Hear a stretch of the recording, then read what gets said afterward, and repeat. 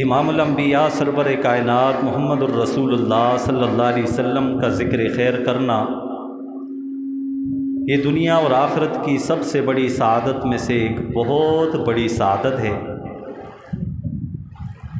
بلکہ ذکر مصطفیٰ سے روح کو تازگی ملتی ہے، دل کو تسکین ملتی ہے، دماغ معطر ہوتا ہے اور وجود پر سکینہ طاری ہوتی ہے۔ ذکر مصطفیٰ سے انسان کی دنیا بہترین ہو جاتی ہے، اعلیٰ بن جاتی ہے، باعث فخر بن جاتی ہے، بے مثال بن جاتی ہے، اور آپ ہی کے ذکر کی برکت سے رب العالمین اپنے بندے سے عالم برزخ میں بھی خوش ہوتے ہیں، حساب میں آسانی ہو جاتی ہے، قبر میں نور ہو جاتا ہے، روشنی پھیل جاتی ہے،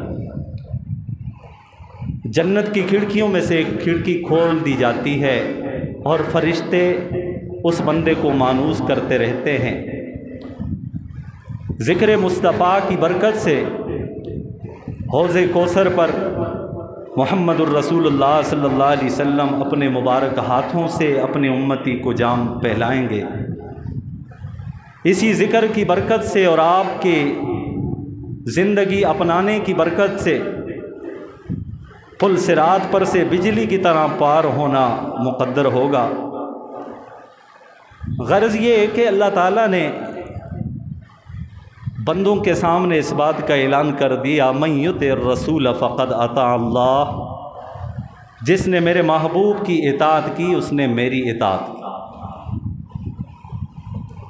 آج کے اس مختصر نشست میں میں نبی علیہ الصلوۃ والسلام کی سیرت طیبہ سے جو ایک ایسا عنوان ہے جس پر پوری زندگی بھی بولا جائے تو کم ہے،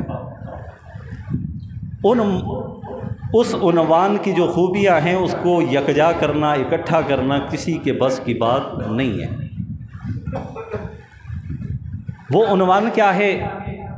معجزات رسول صلی اللہ علیہ وسلم۔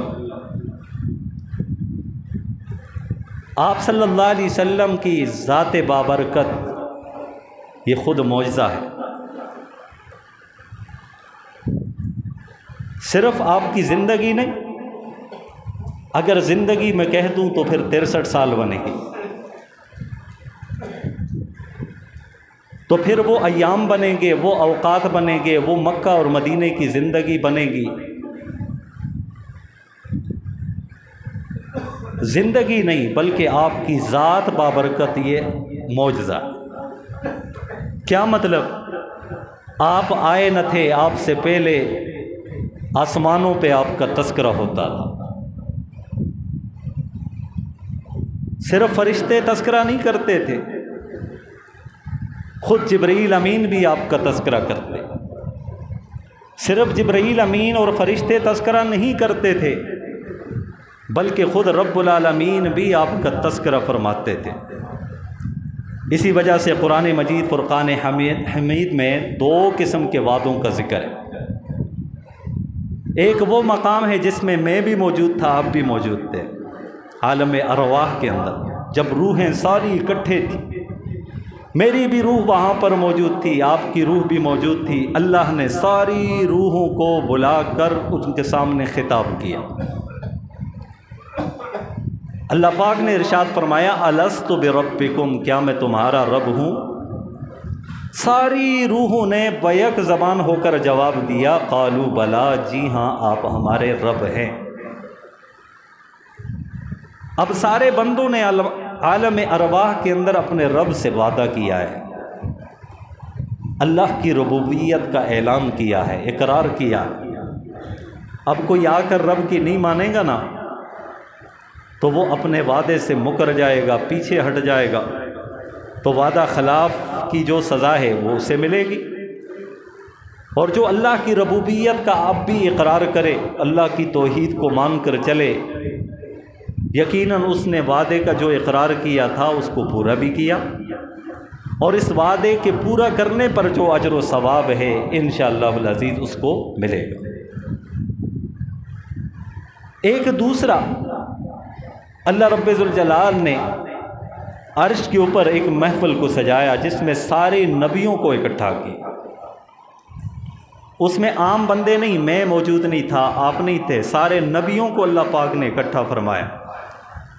قرآن مجید میں اللہ پاک ارشاد فرماتے ہیں وَإِذَا أَخَذَ اللَّهُ مِيثَاقَ النَّبِيِّينَ،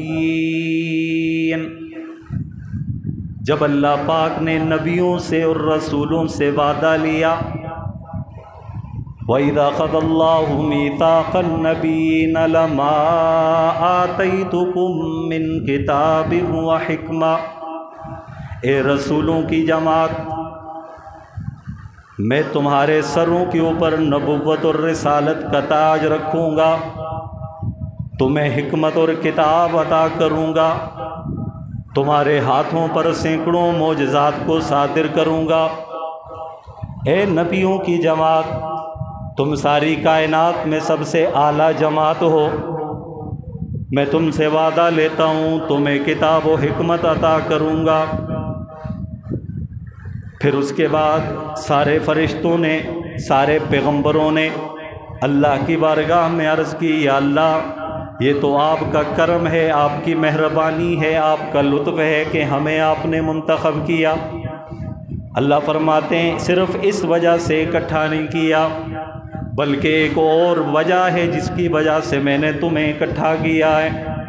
پھر خود ہی اللہ پاک ارشاد فرمائیں گے ثم جاءکم رسول مصدق لما معکم، ایک ایسا رسول آئے گا جو تمہاری تصدیق کرے گا، تمہیں دی ہوئی کتابوں کا بھی اقرار کرے گا اور اس کی تصدیق کرے گا، پرچار کرے گا۔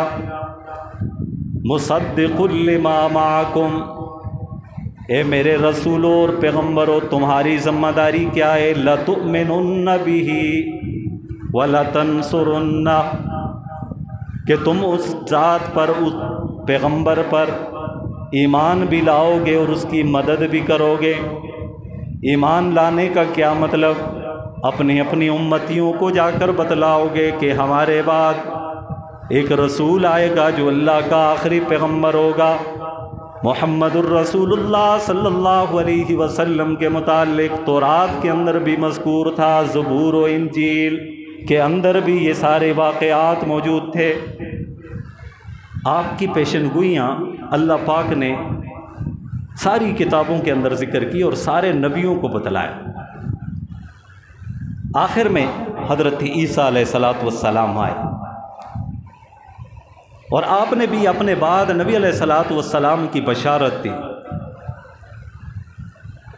حضرت عیسیٰ علیہ السلام نے اپنی قوم والوں کے سامنے خطاب کیا اور کہہ دیا کہ میں اللہ کا رسول ہوں، اللہ کا پیغمبر ہوں، مجھ پر انجیل کتاب نازل ہوئی ہے، تم اس کے اوپر ایمان لانا، لیکن میں تمہیں خوشخبری دینا چاہتا ہوں وَمُبَشِّرًا بِرَسُولٍ يَأْتِي مِن بَعْدِ اسْمُهُ احمد، کہ میرے بعد ایک رسول آئے گا جس کا نام احمد ہوگا۔ یعنی انجیل کے اندر رسول اللہ صلی اللہ علیہ وسلم کا نام احمد آیا ہے، تو آپ کا ایک نام احمد بھی ہے، ایک نام ہے محمد اور ایک ہے احمد۔ احمد کا کیا معنی اور محمد کا کیا معنی؟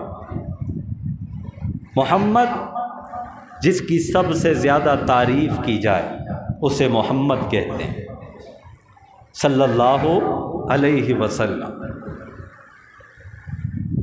جس کی سب سے زیادہ تعریف بیان کی جائے اسے محمد کہتے ہیں۔ کائنات میں جو سب سے اعلیٰ ہو اسے محمد کہتے ہیں، کائنات میں سب سے بلند و بالا ہو اسے محمد کہتے ہیں۔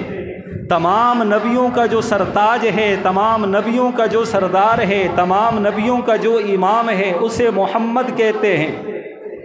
سب سے زیادہ کائنات میں جس کی تعریف کی جائے اسے محمد کہتے ہیں۔ سب سے زیادہ تعریف کا کیا مطلب؟